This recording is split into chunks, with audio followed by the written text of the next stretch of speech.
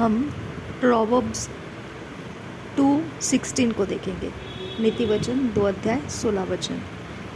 मैं ये new king James version में से पढ़ रही हूँ। To deliver you from the immoral women, from the seductress who flatters with her words. Proverbs 2:16. To deliver you from the immoral woman, from the seductress who flatters with her words. Hindi में पढ़ेंगे। नीति वचन 2 अध्याय 16 वचन।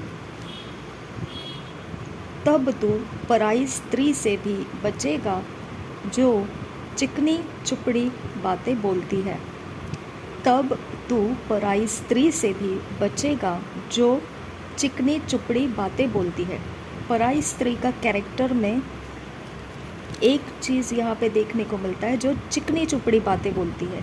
दूसरी चीज़ हमको देखने को मिलता है 17 वचन, और अपनी जवानी के साथी को छोड़ देती और जो अपने परमेश्वर की वाचा को भूल जाती है। उसका दूसरा कैरेक्टर क्या रहेगा? और अपनी जवानी के साथी को छोड़ देती। यहाँ जवानी का साथी जो रहता है, जवानी का मतलब है सेक्सुअल रिलेशनशिप। ओके, तो जवानी का काम ही वह रहता है कि वो बाल बच्चे पैदा करे और अपने घर बार को बसाए, इसी के लिए जवानी रहता है। और वहाँ पे लिखा गया है जो अपने जवानी के साथी को छोड़ देती है, वो खुद होके छोड़ देती है। पराई स्त्री का कैरेक्टर है ये। नंबर 1, वो क्या करती है? चिकनी चुपड़ी बातें करती है, ठीक है। और दूसरी चीज़, वो अपने जवानी के साथी को, अपने हस्बैंड को छोड़ देती है पाप के वासनाओं का पीछा करने के लिए। वो कवनेंट, वाचा के अंदर बंधा हुआ जो इंसान है, ओके, परमेश्वर के सामने जिसको वाचा के अंदर बांध कर उसने शादी ब्याह किया है, वहाँ से क्या हो जाता है? यहाँ पर वो कवनेंट, वो मैरिज कवनेंट को जो परमेश्वर के सामने उसने अपने शादी ब्याह में रचाया था, वो तोड़कर वो पाप के वासना के पीछे चली जाती है। ओके, उसको शरीर के अभिलाषा का मोह ज़्यादा रहता है और वो उसके पति से अलग होकर वो मोह को वो वाइडली एंजॉय करना चाहती है। ओके, वो अनलिमिटेड उसके शरीर के हर एक अभिलाषाओं को, वासनाओं को वो खुले मैदान में इस्तेमाल करना चाहती है। समझ में आ गया? तो अब यहाँ ये मत देखिए कि जो पति को छोड़कर परमेश्वर के काम में लगी हुई हों, वो इंसान को पराई स्त्री कहा जा रहा है, वो नहीं। ओके, जो अपने शरीर को, पराई स्त्री किसको कहा जाता है? जो शादीशुदा हस्बैंड की वाइफ रहती है, उसको पराई स्त्री नहीं कहा जाता है। ओके, जो कवनेंट के अंदर है उसको पराई स्त्री नहीं कहा जाता है। लेकिन पराई स्त्री उसको कहा जाता है जो शरीर के वासनाओं को पूरा करने के लिए शादी के बाहर निकल जाती है और शरीर के अभिलाषाओं को, वासनाओं को पूरा करने के लिए जो परमेश्वर के विरोध है वो सारी चीज़ें करती है, बिना डरे करती है। उसे कोई चिंता नहीं है, किसी बात की परवाह नहीं है, बस वो किए जाती है गलत काम। और उसके पास बहुत सारे कारण होते हैं ऐसे गलत काम करने के। उसके पास बहुत माइंड का फ्रीडम रहता है। ओके, बहुत ऐसे लगता है कि बहुत क्या कहते हैं ना, उसे घुल मिल जाने वाली औरत रहती है। वो सबके बीच में घुल मिल जाएगी, सबके बीच में ऐसे सेंटर पीस बन के बैठेगी। ओके, सबका दिल उसके साथ कनेक्टेड रखेगी।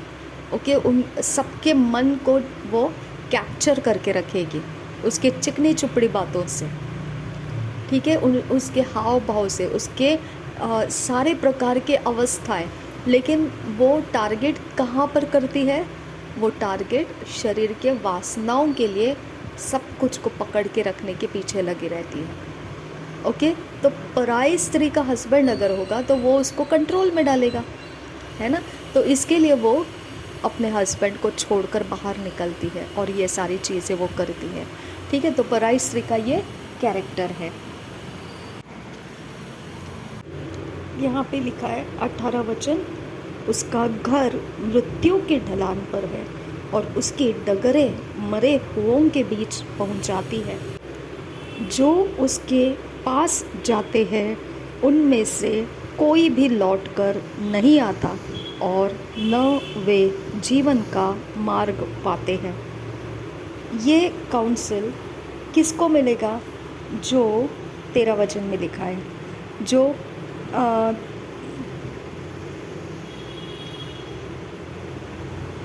तेरा नहीं,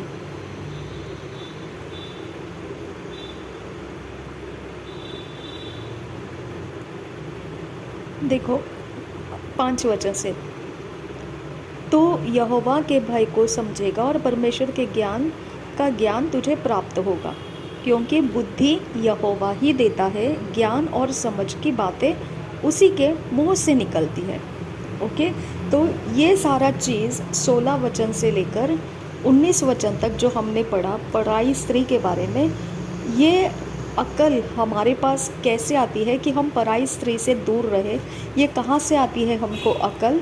जब यहोवा हमको बुद्धि देता है, ज्ञान और समझ की बातें हम जब उसके मुंह से सुनते हैं, उसके मुंह से सुनते हैं, यानी जो हमारे समझ में आ जाते हैं।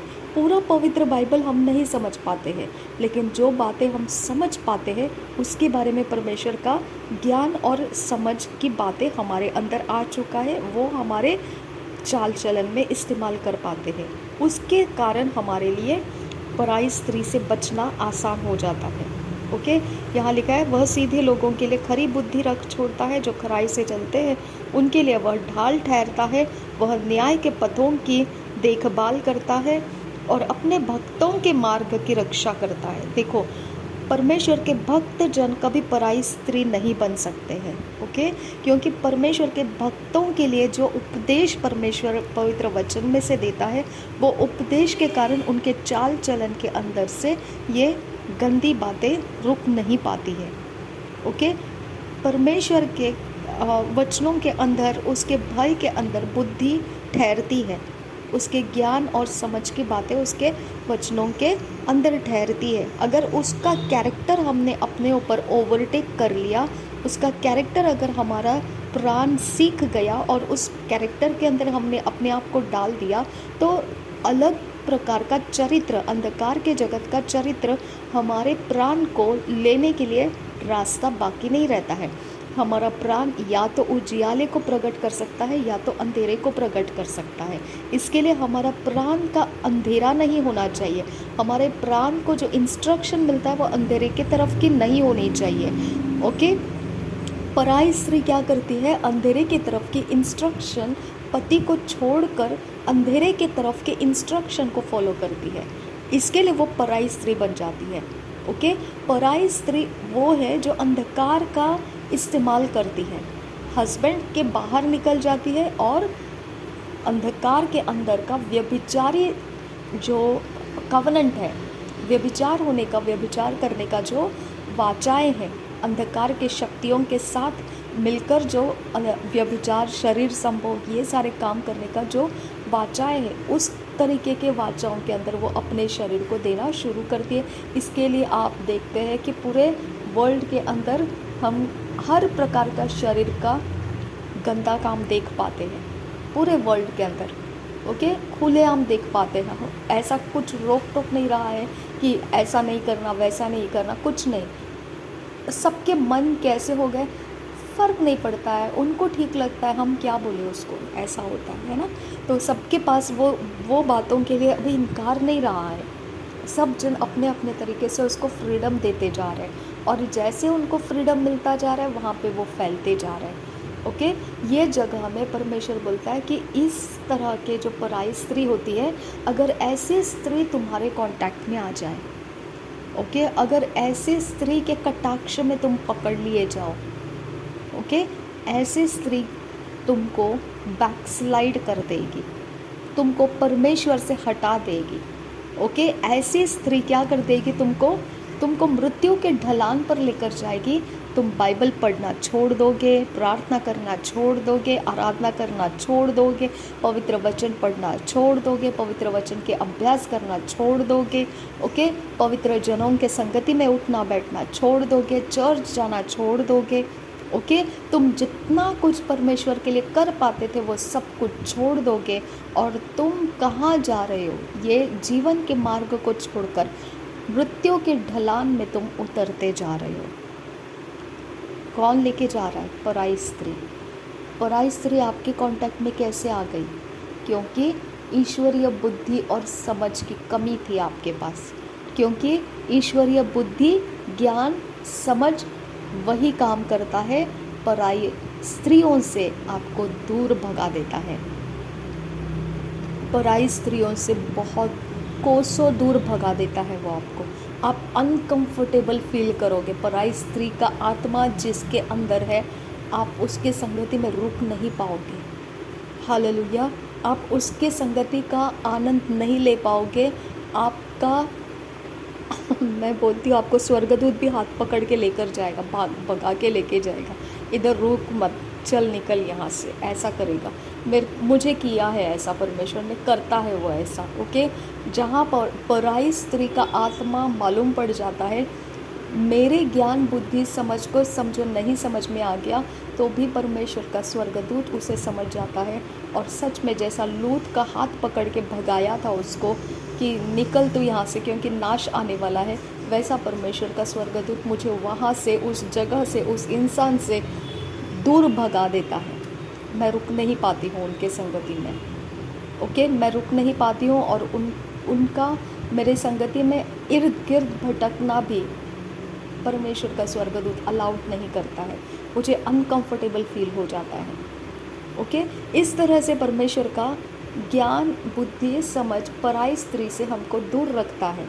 अगर आपको पराई स्त्री से दूर नहीं रखा तो आप समझ जाइए आपका पूरा स्पिरिचुअल स्ट्रेंथ पराई स्त्री ख़त्म कर देती है और आप मृत्यु के ढलान में उतर जाते हैं और जो उस रास्ते में चला जाता है उसको दोबारा लौट कर आने का रास्ता नहीं मिलता है।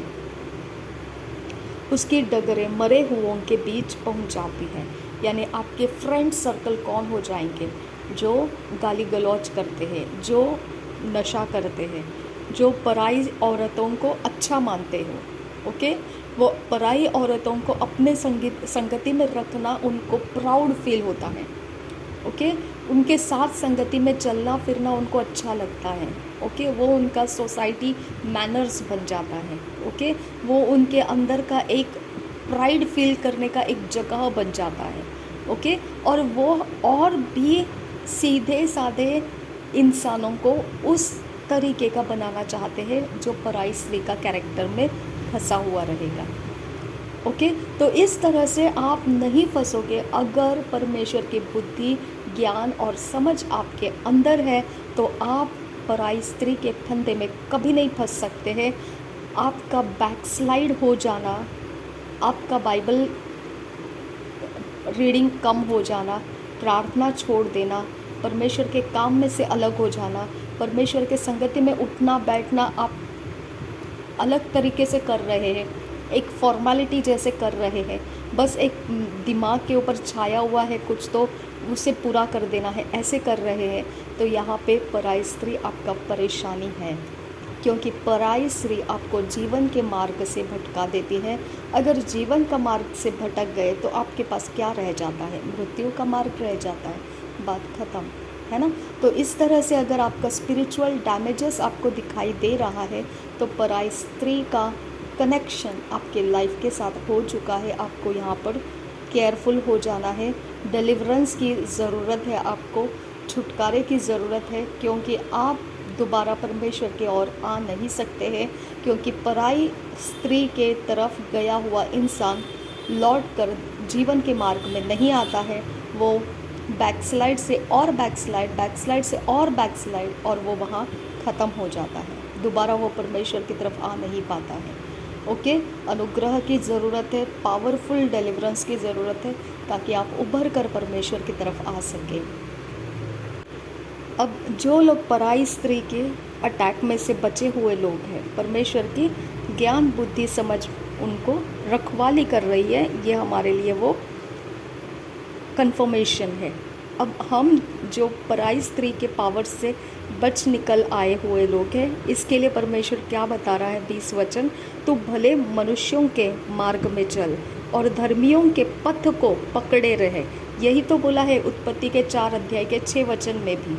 परमेश्वर ने क्या बोला उत्पत्ति के 4 अध्याय के 6-7 वचन में? यही लिखा है ना कि तू भला करता रहे, अगर भला नहीं करेगा तो पाप दरवाजे में खड़ा है और उसकी लालसा तुझ पर है, लेकिन तूने उसके ऊपर प्रभुता करना है। ओके, सेम थिंग पूरे पवित्र बाइबल में, वो वचन से लेकर पूरा रेवलेशन तक आप देखो, परमेश्वर ने यही कहा है, जो मेरे वचन है उसको थामे रहे, उसी के पीछे चल, उसके ऊपर ध्यान लगा, उसके ऊपर मन लगा, यही बोलता आया है परमेश्वर। ओके, तो हमारे लिए परमेश्वर क्या बताता है, तू भले मनुष्यों के मार्ग में चल और धर्मियों के पथ को पकड़े रहे, क्योंकि धर्मी, देखो पकड़े रहे कहा है, यानी छुड़वाने के लिए आएंगे ये स्पिरिट, लेकिन तू परमेश्वर के मार्ग को छोड़ मत, तू धर्म के मार्ग को छोड़ मत, तू वचन के मार्ग को छोड़ मत, तू भला करने के मार्ग को छोड़ मत, तू उपवास करने के मार्ग को छोड़ मत, तू अपने प्राण को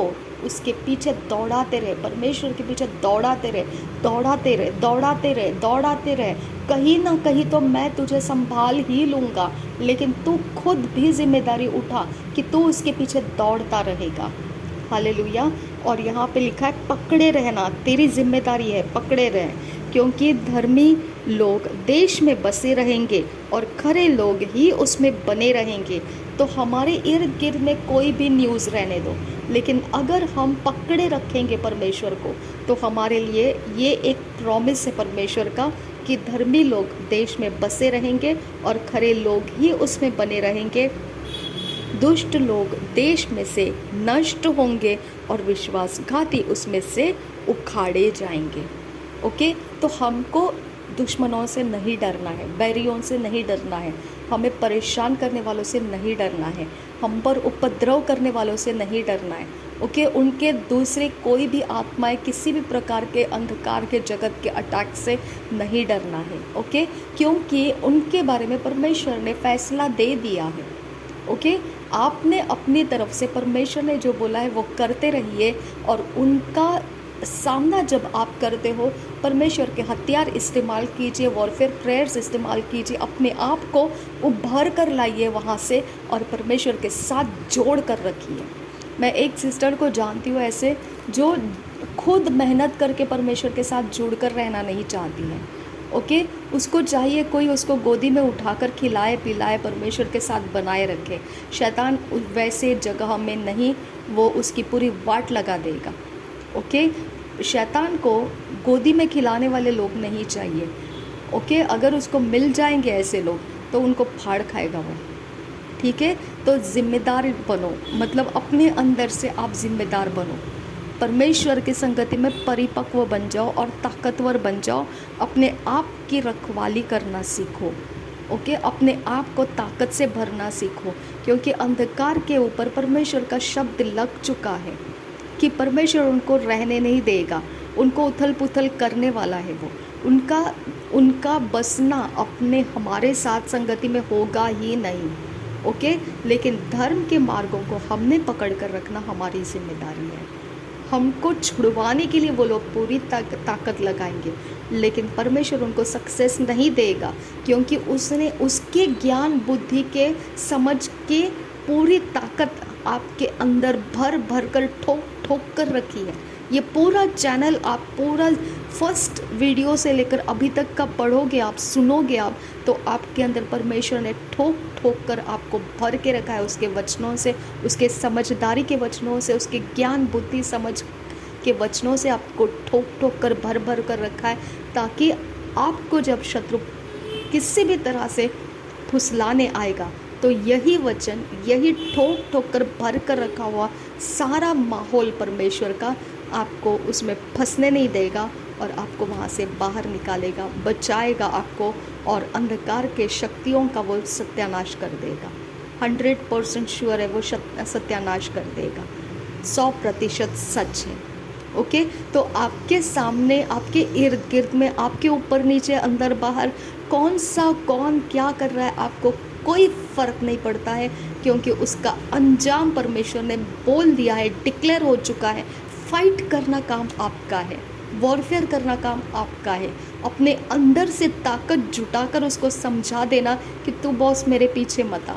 ओके, जितना तेरा है वो निकल यहाँ से, उठा ले और ख़त्म हो जा यहाँ से। यहाँ तेरा डेरा नहीं लग सकता है, क्योंकि ये उजियाले का जगह है, इसके अंदर अंधेरा रुक नहीं सकता है। और रिजेक्ट कीजिए अंधेरे को, रिजेक्ट कीजिए, भगा दीजिए, पहचान लीजिए उसको और वहाँ से हट जाइए। ओके, ऐसे मत बोलिए कि मेरे को पूरा कॉन्फिडेंस है, मैं उसमें फंस ही नहीं सकता हूँ, मैं उसको फंसा के आ जाऊँगा, मैं नहीं फंस सकता। ओवर कॉन्फिडेंस मत बनिए।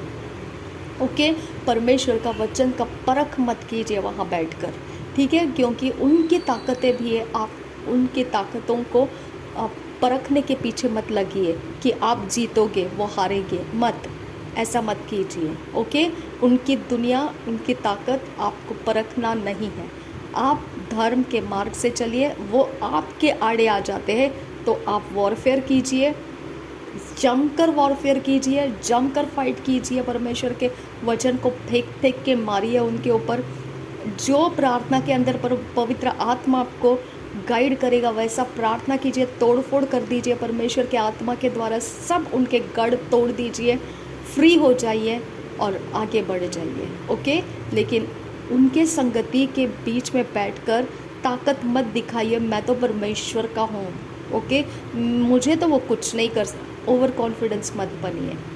ओके, अगर उनके साथ आपका कोई काम काज है, आपका कोई वर्क प्लेस है, आप वो वर्क प्लेस से बाहर निकलने के बाद अपने आप को शुद्ध कीजिए, पवित्र कीजिए, परमेश्वर के संगति में आप उनसे भी ज़्यादा समय बिताइए, ताकि उनका इन्फ्लुएंस आपके ज्ञान, बुद्धि, समझ को ब्लाइंड करने ना पाए, आपके अंदर अंधेरे को बढ़ाना ना पाए। ओके, आपको ज़िम्मेदारी से उठना बैठना पड़ेगा, ये चीज़ें साधारण नहीं है। ओके, और जब परमेश्वर बता रहा है तो हमको उसके बारे में साधारण तरीके से नहीं सोचना है। तो पराई स्त्री का असर हमने देखा प्रोवर्ब्स के 2 अध्याय के 16 वचन में से, पराई स्त्री कैसे होती है, क्या करती है, और हमको उसने क्या बोला है परमेश्वर ने। ओके, वो हम समझ लेना है। अगर उस कैटेगरी में आप पढ़ चुके हो, बैकस्लाइड हो चुके हो, बाहर निकल नहीं पा रहे हो, आपको वहाँ पर डिलीवरेंस की ज़रूरत है। ओके, अनॉइंटिंग ऑयल की ज़रूरत है, आपको ले हैंड की ज़रूरत है, बिल्कुल ज़रूरत है, क्योंकि ये है ऐसा कि उसके हाथ से छूटना मुश्किल होता है। ओके, प्रभु यीशु मसीह हम सबके साथ बना रहे। आमीन, आमीन, आमीन।